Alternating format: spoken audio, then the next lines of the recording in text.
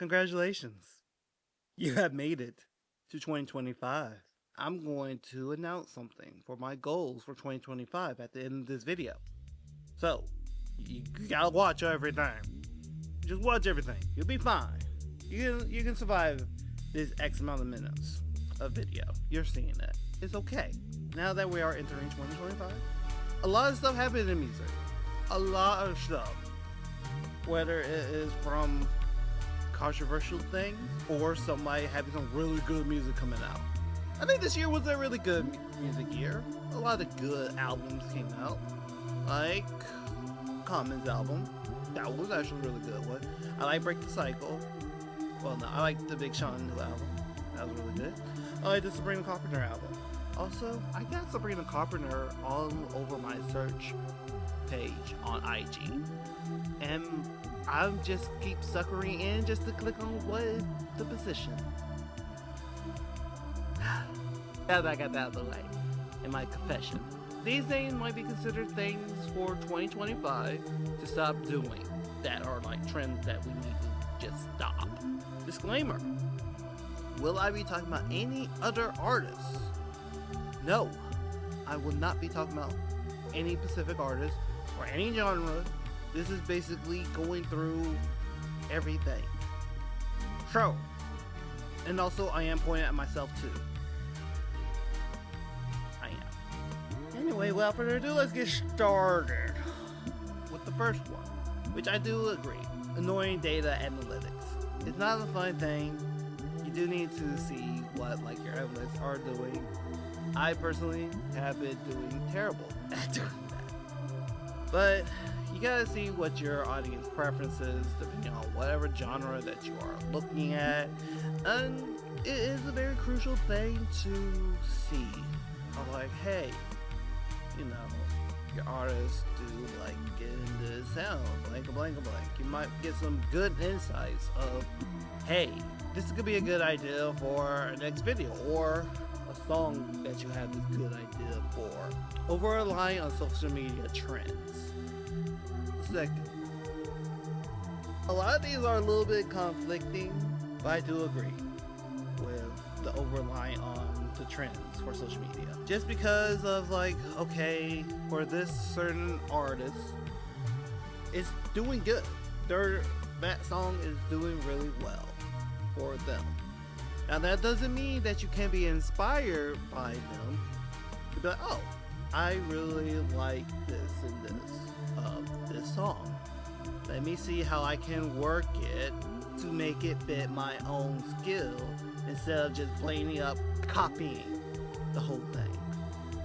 I have seen this so many times, and not just in hip hop.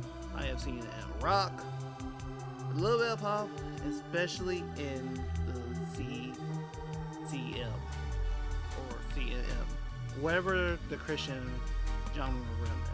I have seen that way too many times where people are just copying and pasting. Terrible. Be inspired. Don't get wrong. Be inspired by it and try to see like, okay, what bits do you like about it, and be like, oh, okay, how can I use it to get my own? Having that creativity and be like, hey, I was inspired by this artist, straight up, but you're not copying them. Now this one, number 3, gonna be crazy. This kind of how people are ashamed, and that is releasing incomplete or rushed projects. Yeah, I know who y'all talking about. I do it all the time, and I fail to that, especially for music, because people think that you need like 8 billion songs, quality, keep pushing on, and on. Song after song. You don't have the quality music. Like, you can have some good quality music, but like, it's the quality. That quality of music to make it be really, it really helps with long-term effects, because how we're seeing it, not like us. Example, do you think that was a rush? Probably not. Probably Kendrick had it in there, but you've seen the longevity. Alright, let's think of the pop. Please. How long has that song been out? And how much has it been being played? I'm talking about Sabrina Carpenter a lot because she's in my social media IG search page way too much. And it's my fault. You have to remember that you have to have some really great music, and your fans' audience will love having that quality song that they can put on repeat. It don't have to be a catchy song. It could be something really deep too. It could be a really deep song, just be like, this actually makes some sense. For example, this man, I comment, go listen to it. I'm not being sponsored by any of these artists. I'm just telling you, like, that's a good quality album. That's one of my favorite songs on the album. Next one, Disregarding Your Mental Health. Touring, yes. Creating music can be distracting. Y'all don't know. Ignoring your self-care can lead to burnout. This helps a lot of people. Especially me creating YouTube videos and content. And trying to push out like weekly content. And trying to think about it. Instead of me ignoring my mental health. It made me go into a complete burnout for 3 months. Makes sense. Make a little sense.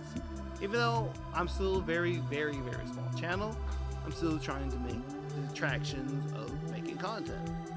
But since I was ignoring my mental health and everything just like exploded all at once, it led me to burnout and made me question of everything that I knew in existence. Now this next one, number 5. Avoid collaborations. Come on. Like, for this year alone, I want to do more collaboration with certain creators out there, whether it's in photography, whether it is in music. I think that will be one of my big goals is to collaborate more with certain people that are making similar content or being in the content that I like. It's probably not going to be a big number YouTuber or a big name artist. 2 brains are better than 1. Multiple brains help, especially when you're collaborating. It helps with creativity. Yeah, you and me see some people doing solo stuff and be like, I did everything, my shit, and all that stuff. But where are they? Collaboration is a key for creativity. Hell, creativity, collaboration is the key of life. We need people. We need each other. I need y'all to watch my videos. I need y'all to engage. Or my channel just gonna be terrible. I need collaboration to be like, hey, I may have to have somebody big to be like, hey, let's collaborate and make content together. Who knows what 2025 is going to bring? It helps you get a fresh idea. And good wide variety. Skipping live performances. Digital person support, of course. But live shows do create that personal connection into your art. I'm just like, I love seeing live performances. Whether if it's on NPR or seeing them out on a concert outside my streets. I like live performances. And it shows you of how much of an artist you can be. Because if you make a really good quality live performance and be like, and people actually appreciate and listening to your music, listening to your music, that could show. Yes, records give you your best performance on that song, but if you're able to do it live and make it like, oh man, I think I like the live version better than the original recording. That says a lot. That's a lot. Now then, but you keep on skipping them and all the stuff. It just makes them bad PR. It just makes people get dissatisfied because people are spending their hard-earned money to come see you live, and you say like you skip it, like screw it. I'm not coming to this place. Screw you. And people are waiting. And people are, regardless if it's 4 people or 40 million, give it your best live. Underestimating marketing. I ignore this a lot. I ain't go to front to y'all. Let me tell you, great sales make sell low. However, they never are promoting it like, hey, guess what I'm gonna be doing in 2025? Or this song, hey, guess what? It's blank, blank, blank. Promote yourself, regardless of how you're going to do it, whether it's going to be with trends or your own original creative trends, do what you need to do. Think about your marketing strategy, which I will be focusing on this year too. I'm trying to grow. I'm done being broke. This one hits me. Ignoring the power of visuals. People. Honestly, if I'm looking at an album cover, I'm like, this sparks my interest. Actually, I have a book of like 100 record album pictures that are phenomenal. And sometimes when I'm going to like Books A Million or Barnes and Nobles or at a music place, I do be looking at albums going, I judge. And making music videos as well. Stop making them so generic. Like, yeah, it worked for this artist or that trend, but just like I was saying about being inspired by it, just don't blatantly copy it. You don't know how much. I just tasted that where if I'm watching a music video, I'm just like, come on, y'all, get some creativity. And yes, it does cost money to make some really good quality content for visuals. Visuals are expensive. You thought music gear was expensive? Look into the visuals. Look for getting a camera. Cost you an arm and a kidney just to get a camera. A good lens. So, appreciate it. Solely focusing on stream. I think this works for individualness and for different styles. For example, I'm focusing more of making my own website. And I've been seeing a lot of people saying like, yeah, you need to make a website and have some merch and all that stuff.